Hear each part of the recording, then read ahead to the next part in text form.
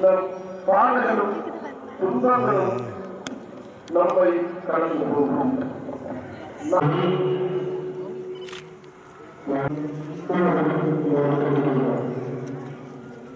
இன்றைய வழிபாடு திருவொழி வழிபாடு, இறைவார்த்தை வழிபாடு.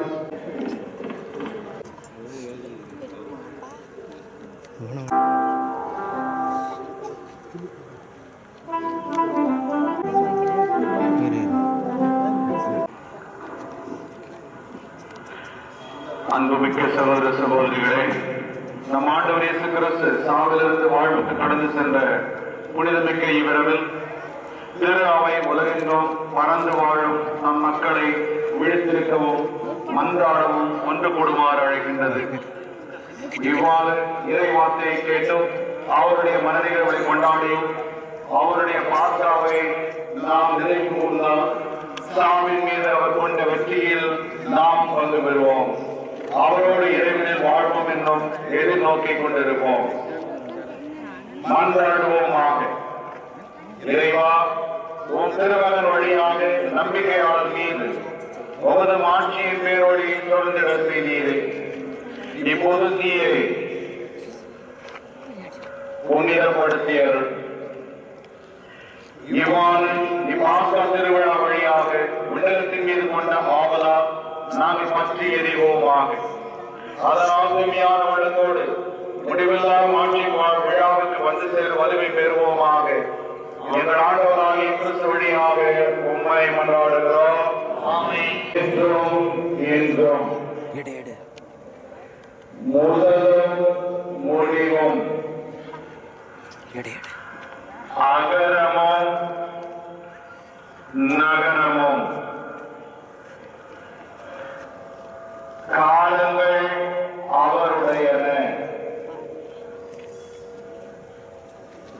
நேரங்கள் அவருடையன, வாழ்க்கையும் ஆட்சியும் அவருக்கே. ஆமென்.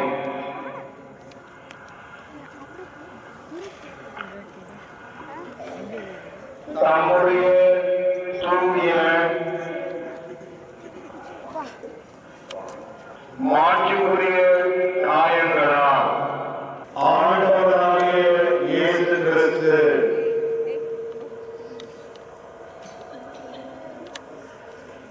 நம்மை கண்காணித்து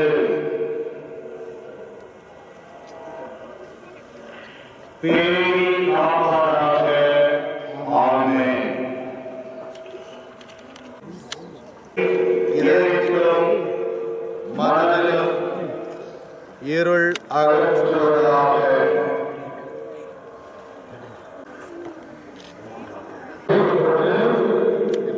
நெருப்பு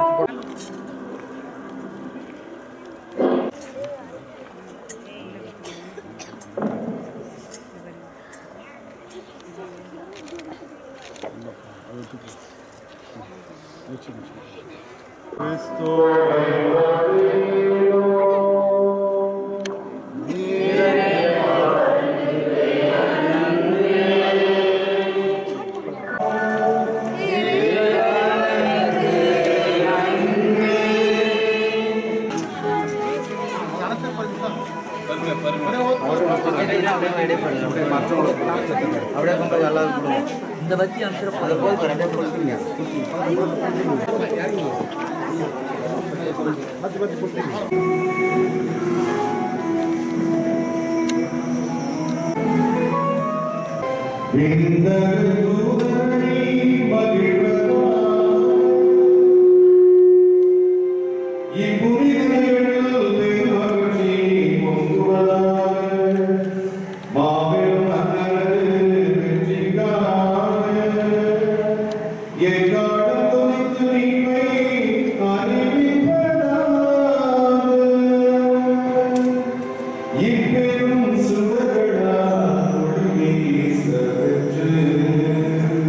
இவ்வுலகம்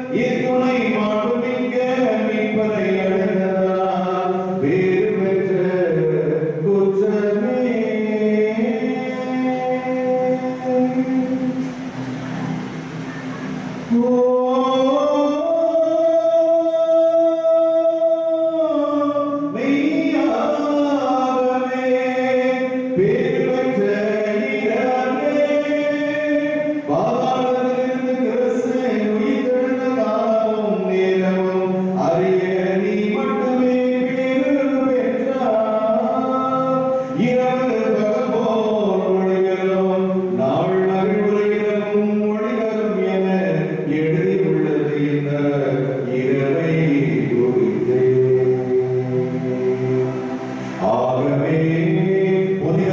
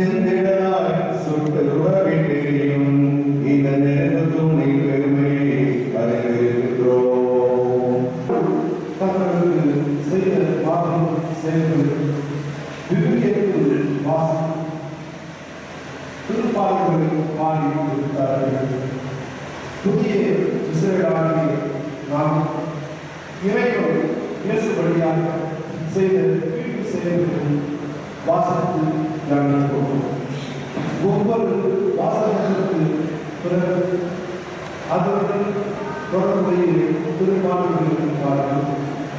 பிறகு அனைவரும் எழுதியிருக்கிற அருட்பணியாக அவ்வாசகத்தில் திருத்தலையில் இருப்பார். முதல் வாசகம்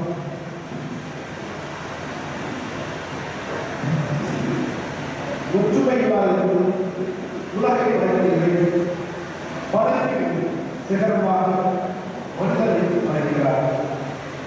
இவ்வாறு தனது படைப்பு செயல் வழியாக மனிதரும் உணவோடும் அற்புதத்தோடும் ஆற்றல் நிறைவு இந்த வாசகத்தின் வழியாக சென்று சந்திப்போம். நாம் உருவாக அனைத்தையும் துவக்கினார். அவை மிகவும் நன்றாக இருக்கிறது. தொடர்ந்து வாசகம் அதிகாரம் 1 இறைவாக்கினர் 1:31 மற்றும் 2 முதல் 1 முடிய தொடக்கத்தில் கடவுள் மண்ணுலகையும் மண்ணுலகை படைத்த பொழுது மண்ணுலக உருவத்தை வெறுமையாக இருந்தது. ஆழத்தின் மீது இருள் பரவி இருந்தது. நீர் கிணற்றின் மேல் கடலின் ஆவி அசந்தாவியை கொண்டிருந்தது. அப்போது கடவுள் ஒளி தோன்றுக என்றார். ஒளி தோன்றிற்று. கடவுள் ஒளி நல்லதென்று கண்டார். கடவுள் ஒளியையும் இருளையும் வெவ்வேறாக பிரித்தார். கடவுள் ஒளிக்கு பகல் என்றும் இரவுக்கு இருளுக்கு இரவு என்றும் பெயரிட்டார். மாலையும் காலமும் நிறைந்து முதல் நாள் இருந்தது. அப்போது கடவுள் நீர்த்தனுக்கு இடையே வானம் தோன்றுக, அது நீரிற்கு நீருக்கு ஏற்கும் என்றார். கடவுள் வானத்தை உருவாக்கி வானத்துக்கு கீழுள்ள நீரையும் வானத்திற்கு மேலுள்ள நீரையும் பிரித்தார். அது அவ்வாறு ஆயிற்று. கடவுள் வானத்திற்கு விண்ணகம் என்றும் பெயரிட்டார். மாலையும் காலையும் இரவுக்கு 2ஆம் நாள் முடிந்தது. அப்போது கடவுள் விண்ணகத்திற்கு கீழுள்ள நீர் எல்லாம் ஓரிடத்தில் ஒன்று சேர உலகத்தை தோன்றுக என்றார். அது அவ்வாறு ஆயிற்று.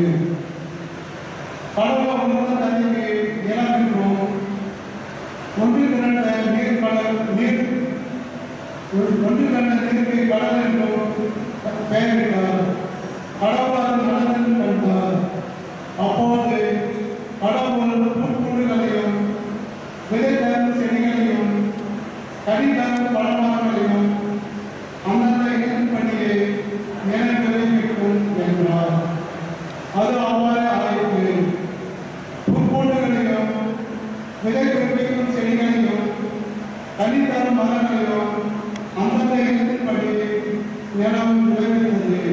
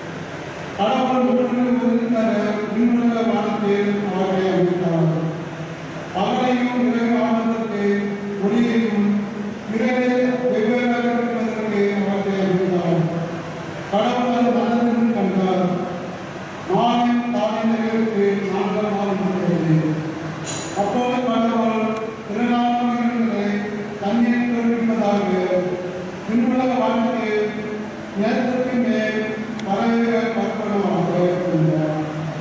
இவ்வாறு கடல்களும் பாம்புகளையும் திரளான நீரில் வாழும் உயிரினங்களையும் இறக்கையுள்ள எல்லா பறவைகளும் அபாயத்தில் நிற்கும்படி கடவுள் படைத்தார். கடவுள் அது நல்லது கண்டார்.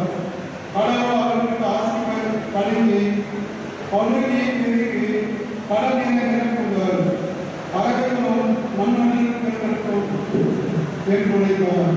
ஆலயம் பாடி நிறைவேற்றி 5ஆம் நாள் முடிந்தது. அப்போது கடவுள் ஆறு அணைகளில் ஊர்வன காட்டு விலங்குகள் ஆகியவற்றை அவர்களின் நினைத்தபடி நிலம் தொகுப்பதாக இருந்தார். கடவுள் காட்டு விலங்குகளையும் கால்நடைகளையும் நிலத்தில் ஊர்வன யாவரையும் அவர்களின் நினைத்தபடி உருவாக்கினார். கடவுள் அது நல்லது கண்டார். அப்போது கடவுள் மானிடரை தம் உருவில் தம் சாயலிலும் உண்டாகுவோம். அவர்கள் கடல் மீன்களையும் வானத்து பறவைகளையும் கால் அணைகளையும் மண்டபம் முழுவதையும் நிலத்தில் உருவன யாவரையும் ஆடுவோம் என்றார். கடவுள் தம் உருவில் மானிடரை படைத்தார். கடவுள் உருவதை அவர்களை படைத்தார். ஆணும் பெண்ணுமாக அவர்களை படைத்தார். கடவுள் அவர்கள் ஆசி வழங்கி பல்வெளியை பெருகி மண்ணுலகை நிரப்புவர், அதை உங்கள் ஆளுநருக்கு ஏற்படுத்துவர். கடல் மீன்கள் வானத்து பறவைகள் நிலத்தில் ஊர்ந்து உயிர் வாழ்வுகளை அனைத்தையும் ஆளுங்கள் என்றார். அப்போது கடவுள் மண்ணுலகில் இருந்த விதைத்தரும் செடிகள் பழுத்தரும் மரங்கள் அனைத்தையும் உங்களுக்கு நான் கொடுக்கிறேன். இவை உங்களுக்கு உருவாகும். எல்லா காட்டுகளும் வானம் பறவைகளும் நிலத்தில் உட்பட அவை அனைத்தும் உயிரினங்களுக்கு பசுமையான செடிகள் அனைத்தையும் நான் உணவாக தந்தேன் என்றார். அது அவர்கள் அவைக்கு கடவுள் தாம் உருவாக்கி அனைத்தையும் நோக்கினார். அவை மிகவும் நன்றாக இருந்தன. மாலையும் பாலியலும் ஆழமாக இருக்கிறது. விண்ணுலகம் மண்ணுலகம் மரங்களுக்கான அமைப்புகள் அனைத்தும் உருவாக்கத்திற்கு நிறைவேறின. மேலும் கடவுள் தாம் செய்த வேலைகளை 7ஆம் நாளில் முடித்திருந்தார்.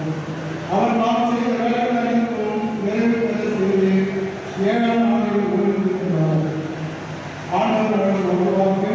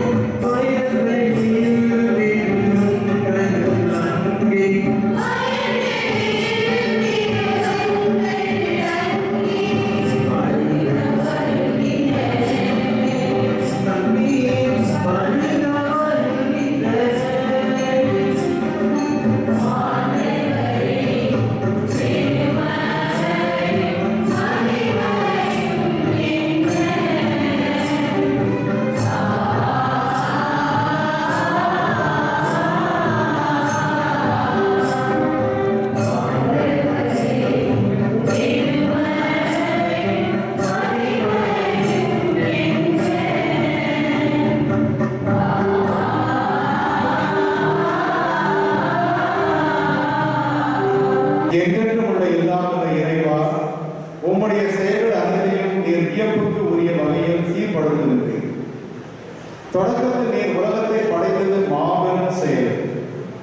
இறுதி நாட்களில் எங்கள் மாஸ்காவை கிறிஸ்து பலியானார் என்பது அதைவிட மாபெரும் செயலாகும். மீட்பு அடைந்த மக்கள் இதை கண்டுணர செய்வீராக. என்னென்று வாழ்ந்து ஆட்சி செய்கிற வழியாக உம்மை கொண்டாடுகின்றோம். இரண்டாம் வாசகம். நம் தந்தை ஆபிரகாமின் வழி. தொடக்க நூலிலிருந்து வாசகம். அதிகாரம் 22 இறைவசனங்கள் 1-17 முடிய. கடவுள் ஆபிரகாமை சோதித்தார். அவர் அவரை நோக்கி, ஆபிரகாம் என, அவரும் இதோ வழியே என்றார்.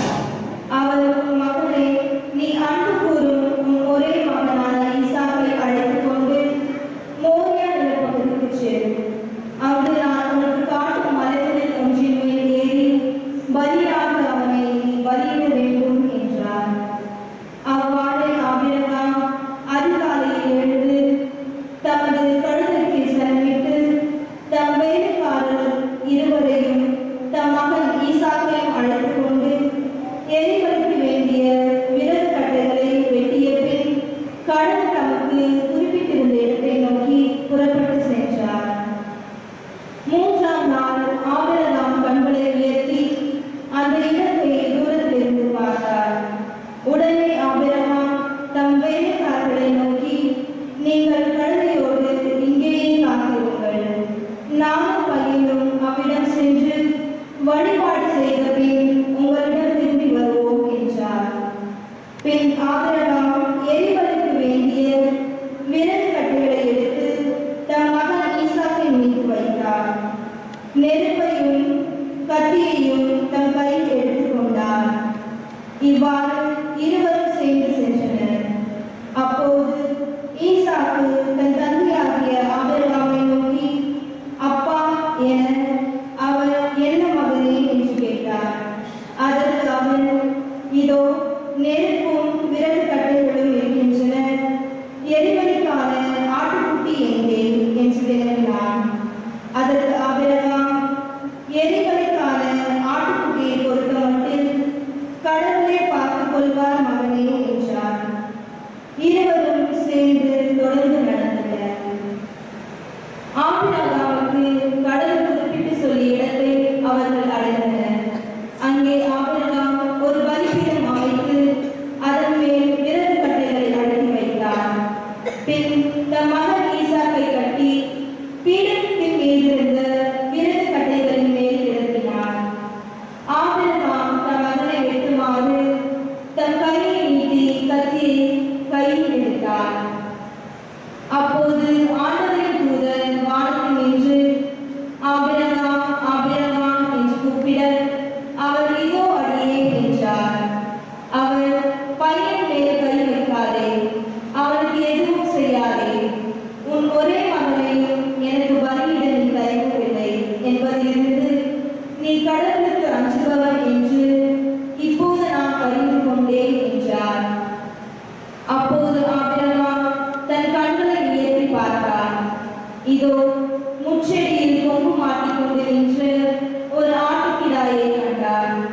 உடனே ஆபிரகாம் அங்கு சென்று அந்த கிடாயை பிடித்து தம் மகனுக்கு பதிலாக எரிபலி ஆக்கினார். எனவே ஆபிரகாம் அந்த இடத்திற்கு யாவே ஈரே என்று பெயரிட்டார். ஆதலால்தான் மலையில் ஆண்டவர் பார்த்துக் கொள்வார் என்று இன்று வரை வழங்கி வருகிறது. ஆண்டவரின் தூதர் ஆபிரகாம்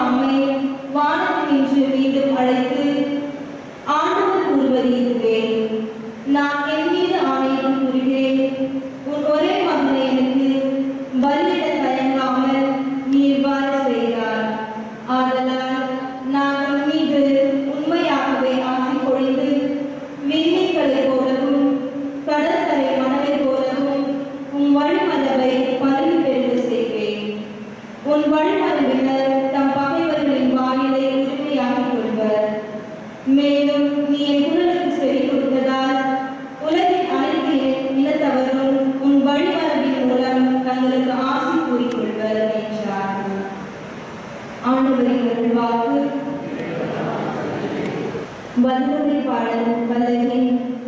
இறைவா என்னை காத்தருளும், உம்மிடம் நான் அடைக்கலம் புகுந்துள்ளேன்.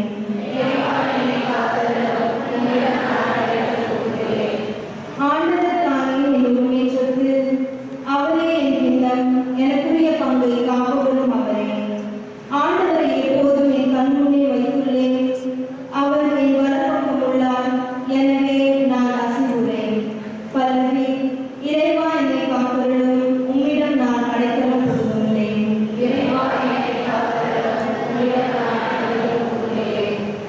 என் இதயம் அக்களிக்கின்றது, என் உள்ளம் மகிழ்ந்து கொள்ளுகின்றது, என் உடலும் பாதுகாப்பு நிலைத்திருக்கும். ஏனெனில் என்னை பாதாளத்திடமிருந்து விற்க மாட்டார், உம் அன்பரை படுகொலியை காண விட மாட்டார். பல்லவி. இறைவா என்னை காத்தருளும், உம்மிடம் நான் அடைக்கலம் புகுந்துள்ளேன். இறைவா, நம்பிக்கையாளர் உன்னத தந்தையே, உமது வாக்குறுதியாவை சொந்த மக்களாக கொண்டவர்களை உலகம் முழுவதும் பெருகச் செய்து உம் ஊழியராகிய அபிரகாம் அனைத்துலக மக்களின் தந்தையாவார் எனும் உறுதிமொழியை நீர் வாக்களித்தபடி பாஸ்கா மறைபொருளின் வழியாக நிறைவேற்றி உம் மக்கள் உமது அழைப்பின் பொருளை பெற்றுக்கொள்ள தகுதி பெறுவார்களாக.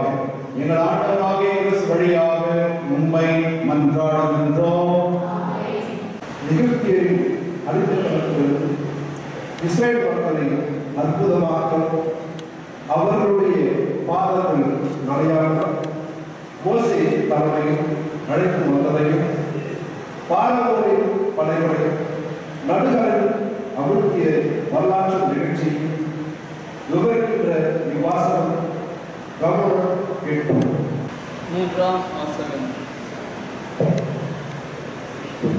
மூன்றாம் வாசகம்.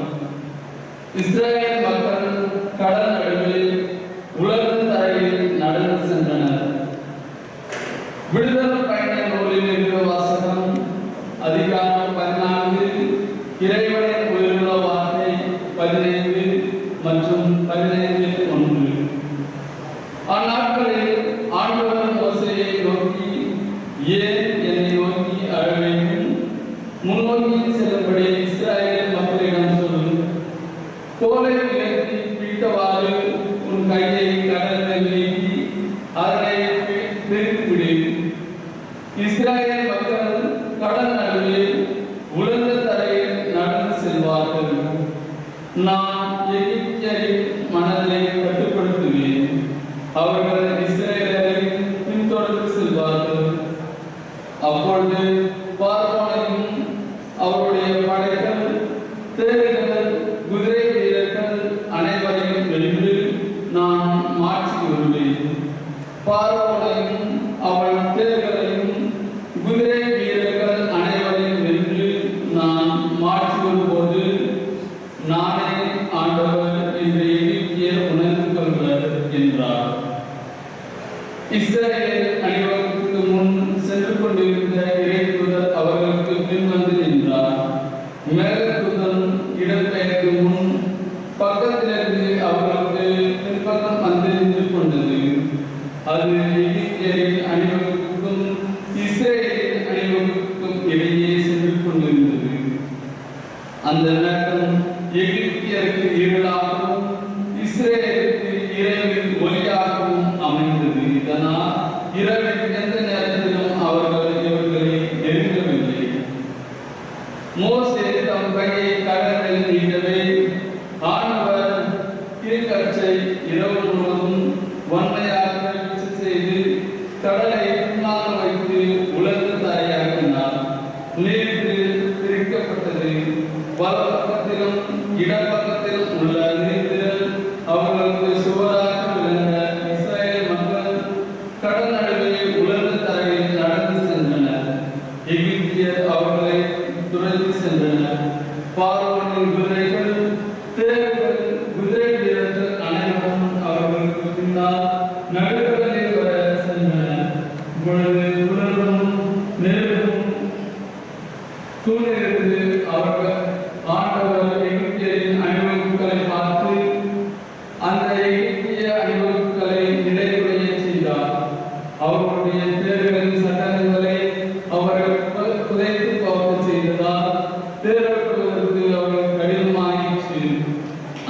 அப்பொழுது எகிப்தியர் இஸ்ரவேலிலிருந்து நாம் ஓடிச் சென்று விடுவோம், ஏனெனில் ஆண்டவர் தாமே அவர்களை சார்பாக நின்று எதிரிகளாக்கி நமக்கு எதிராக போராடுகிறார் என்றார்.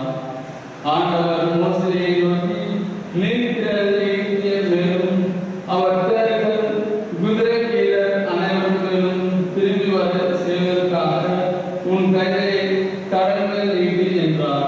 மோசே தம் கையை கடல் மேல் நீட்டவே காலை விடியும் நேரத்தில் கடல் தன் முனையை நினைத்து திரும்ப வந்தது.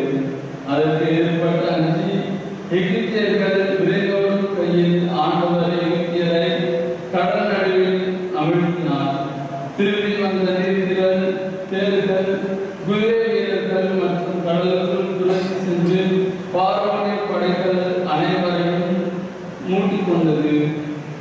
அவர்களில் ஒருவர் கூட தப்பவில்லை.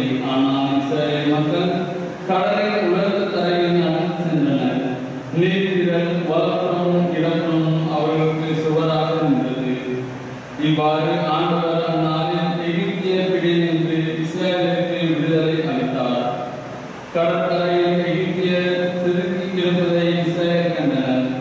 எகிப்தியருக்கு எதிராக ஆண்டவர் கைவண்ணனை காட்டி செயல் புரிந்ததை உணர்ந்து ஆண்டவர் மீது மக்கள் அச்சம் கொண்டனர். மேலும் அவர்கள் ஆண்டவரிடம் அவர் அடியில் மோசேயிடம் நம்பிக்கை வைத்தனர். அப்பொழுது மோசேயும் இஸ்ரவேல் மற்றும் ஆண்டவர் புகழ்ந்தேத்தி பாடிய பாட்டு கொண்டிருந்தார்கள். இது கிறிஸ்துவான நற்செய்தி.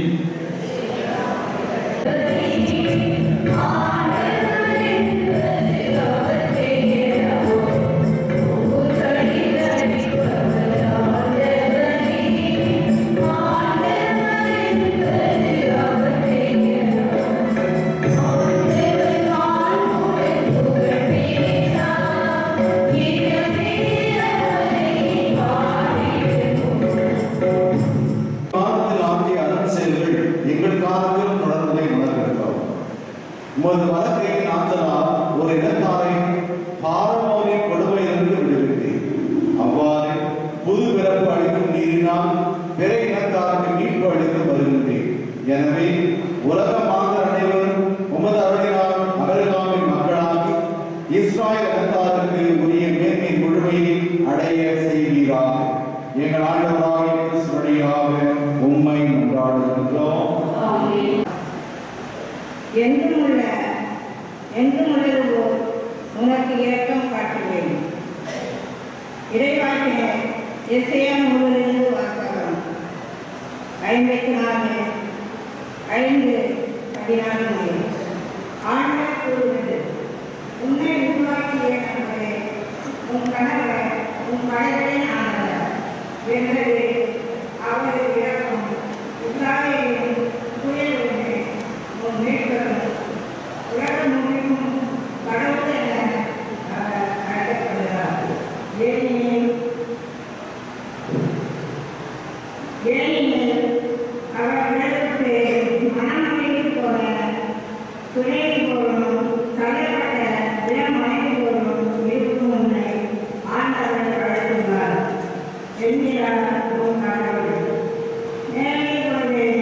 நேர்வழியில் நீ நிலைநாட்டப்படுவாய். ஒடுக்கப்பட்ட நிலை உன்னைக்கு அணுகும். நீ அஞ்சாதே, தீயில் உன்னை அணுகாது. இது ஆண்டவர் அருளாகும்.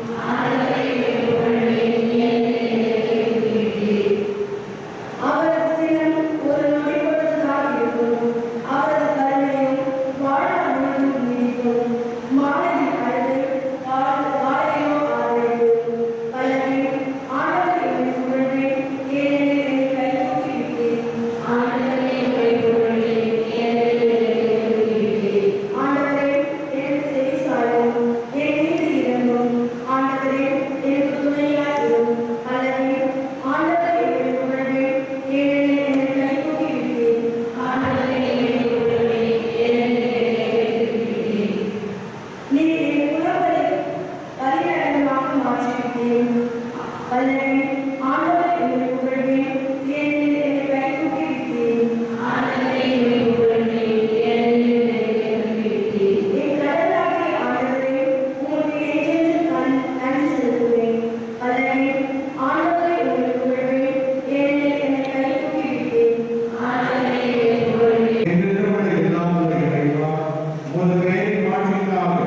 எங்களது மூணாவது இடத்து நம்பிக்கை பொறுத்து நீ வாக்களித்ததையும் படைகளாக ஏற்றுக்கொண்ட உமது வாக்குறுதியின் மக்களுடைய எண்ணிக்கையையும் நீ பெருகச் செய்கிறார்கள். அதனால் எங்கள் முற்கால புனிதர்கள் ஐயமின்றி எதிர்பார்த்திருப்பதை அனைத்தும் எங்களில் நிறைவேறி வருவதை நாங்கள் கண்ணுடன் செய்கிறோம். எங்கள் ஆண்டவராகிய இயேசு வழியாக உம்மை நன்றாடுகின்றோம். என்னிடம் வாருங்கள், நீங்கள் வாழ்க்கையீர்கள். நான் உங்களுடன் ஓர் என்றும் உள்ள உடன்படிக்கையை செய்து கொள்வேன். இறைவாக்கினர் இஸ்ராயேல் கோயிலுக்கு வாசகம் 55ஆம் அதிகாரம் 1 முதல் 11 முடிய உள்ள இறைவாக்கியங்கள். ஆண்டவர் கூறுவது: தாகமாய் இருப்பவர்களே, நீங்கள் அனைவரும் நீர்நிலைக்கு வாருங்கள். கையில் பணம் இல்லாதவர்களே, நீங்களும் வாருங்கள். தானியத்தை வாங்கி உண்ணுங்கள். வாருங்கள், காசு பணமின்றி திராட்சை ரசமும் பாலும் வாங்குங்கள். உணவாக இல்லாத ஒன்றிற்காக நீங்கள் ஏன் பணத்தை செலவிடுகின்றீர்கள்? நிறைவுறாத ஒன்றிற்காக ஏன் உங்கள் உழைப்பை வீணாக்குகிறீர்கள்? எனக்கு கவனமாய் செவி கொடுங்கள். நல்குணவை உண்ணுங்கள். கொழுத்ததை உண்டு மகிழுங்கள். எனக்கு செவி கொடுங்கள். என்னிடம் வாருங்கள். கேளுங்கள், அப்பொழுது நீங்கள் வாழ்வடைவீர்கள். நான் உங்களுடன் ஓர் என்றும் உள்ள உடன்படிக்கையை செய்து கொள்வேன். தாவீதுக்கு நான் காட்டிய மாறாத பேரன்பை உங்களுக்கும் காட்டுவேன். நான் அவனை மக்களினங்களுக்கு சாட்சியாகவும் வேற்றினங்களுக்கு தலைவராகவும் தளபதியாகவும் ஏற்படுத்தினேன். இதோ, நீ அறியாத பிற இன மக்களை அழைப்பாய். உன் கடவுளாகிய ஆண்டவரே, இஸ்ராயேலின் தூயவரை முன்னிட்டு உன்னை அறியாத பிற இனத்தார் உன்னிடம் ஓடி வருவர். ஏனெனில் அவர் உன்னை மேன்மைப்படுத்தியுள்ளார். ஆண்டவரை காண்பதற்கு வாய்ப்புள்ள போதே அவரை தேடுங்கள். அவர் அண்மையில் இருக்கும் போதே அவரை நோக்கி மன்றாடுங்கள். கொடியவர் தம் வழிமுறையையும் தீயவர் தம் எண்ணங்களையும் விட்டுவிடுவார்களாக. அவர்கள் ஆண்டவரிடம் திரும்பி வரட்டும். அவர் அவர்களுக்கு இரக்கம் காட்டுவார். அவர்கள் நம் கடவுளிடம் வரட்டும். ஏனெனில் மன்னிப்பதில் அவர் தாராள மனத்தினர். என் எண்ணங்கள் உங்கள் எண்ணங்கள் அல்ல, உங்கள் வழிமுறைகள் என் வழிமுறைகள் அல்ல என்கிறார் ஆண்டவர். மண் உலகத்திலிருந்து விண்ணுலகம் மிக உயர்ந்து இருப்பது போல உங்கள் வழிமுறைகளை விட என் வழிமுறைகளும், உங்கள் எண்ணங்களை விட என் எண்ணங்களும் மிக உயர்ந்திருக்கின்றன. மழையும் பனியும் வானத்திலிருந்து இறங்கி வருகின்றன. அவை நிலத்தை நனைத்து முளை அருந்தியை வளரச் செய்து விதைப்பானுக்கு விதையையும் உண்பவனுக்கு உணவையும் கொடுத்தாலும் அங்கு திரும்பி செல்வதில்லை. அவ்வாறே என் வாயிலிருந்து புறப்பட்டு செல்லும் வாக்கும் இருக்கும். அது என் விருப்பத்தை செயல்படுத்தி எதற்காக நான் அதை அனுப்பினேனோ அதை வெற்றிகரமாக நிறைவேற்றாமல் வெறுமையாய் வருவது இல்லை. ஆண்டவர் கடவுள் அருள்வாக்கு.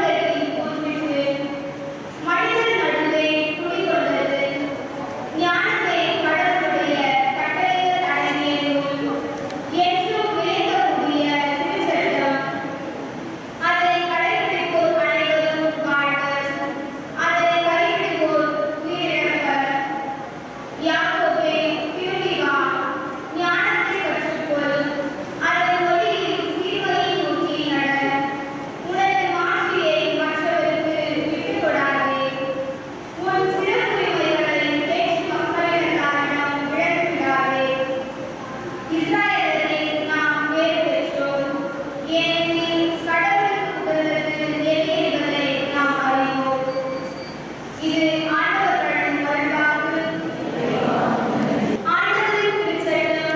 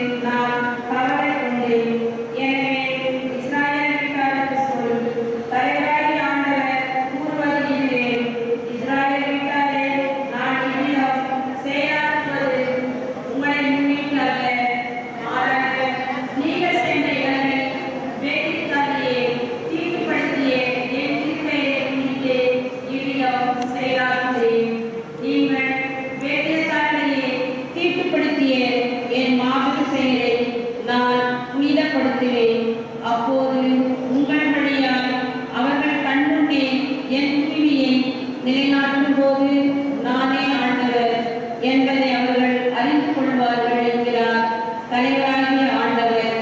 நான் உங்களை வேற்றிடத்தாரிடமிருந்து அழைத்து பல நாடுகளிடையே கூட்டிச் சேர்த்து உங்கள் சொந்த நாட்டிற்கு திரும்ப கொணர்வேன். நான் தூய நீரை உங்கள் மேல் தெளிப்பேன். நீங்கள் உங்கள் எல்லா அழுக்கிலிருந்தும் தூய்மையாவீர்கள். உங்கள் எல்லா சிலை வழிபாட்டு தீட்டையும் அகற்றுவேன். நான் உங்களுக்கு புதிய இதயத்தை அருள்வேன்.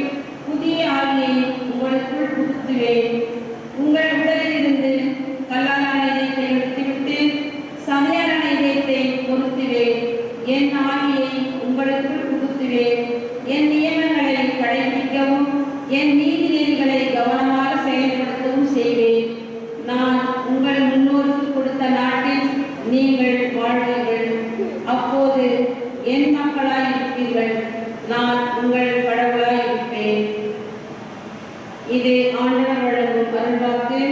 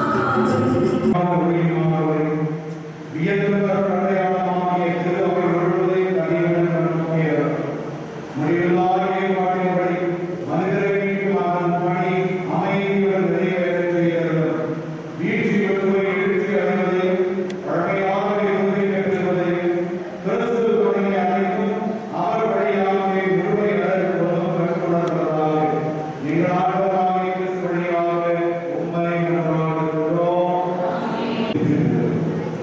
அனைவரும் எழுந்திருக்கும் 40 பாராது முதல்வர்களே என்னும் பாடல் இப்பொழுது முழுமையாக அனைவரும் சேர்ந்து பாடுவோம். 3 நாட்களாக புதிதாக இப்பொழுது அக்கறைக்கு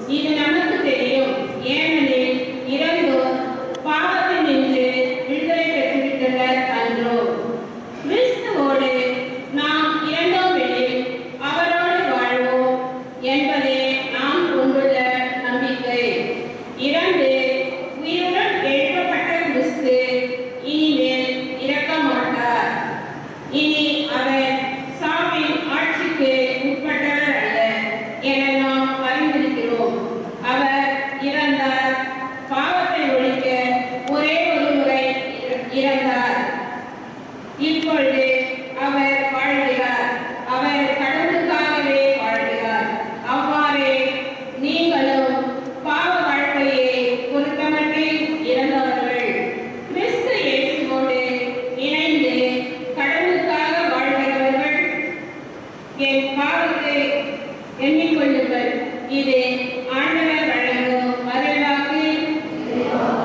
நன்றி. பல்லவி அல்லேலூயா.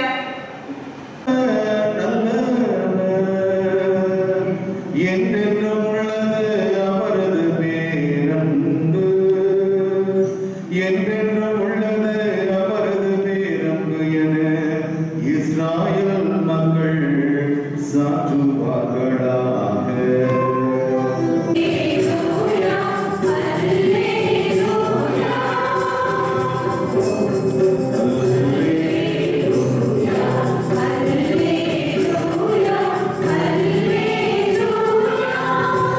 ஆண்டவரது வலக்கை உயர்ந்தோங்கி உள்ளது, ஆண்டவரது வலக்கை வலிமையாய் செயலாற்றியுள்ளது.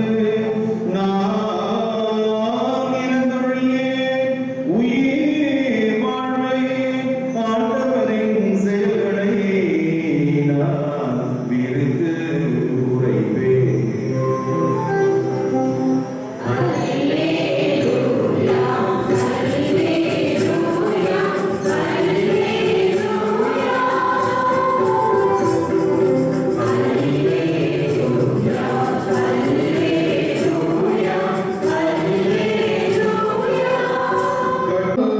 ஆயிற்று, ஆண்டவரால் இது நிகழ்ந்துள்ளது, நம் கண்களுக்கு இது வியப்பாயிற்று.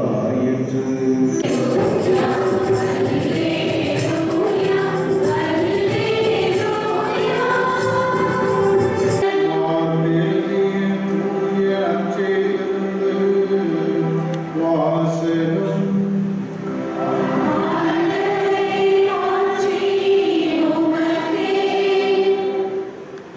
அதிகாரம் 16 இறை வார்த்தைகள் 1 முதல் 7 முடிய.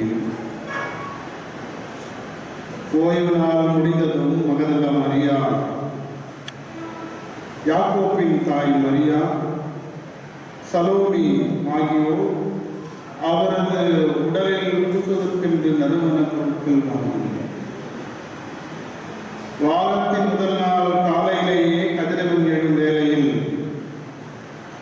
அவர்கள் கல்லறைக்கு சென்றார்கள். கல்லறை வாயிலிருந்து கல்லை நமக்கு யார் புரட்டுவார் என்று அவர்கள் ஒருவரோடு ஒருவர் கேட்டுக்கொண்டார்கள்.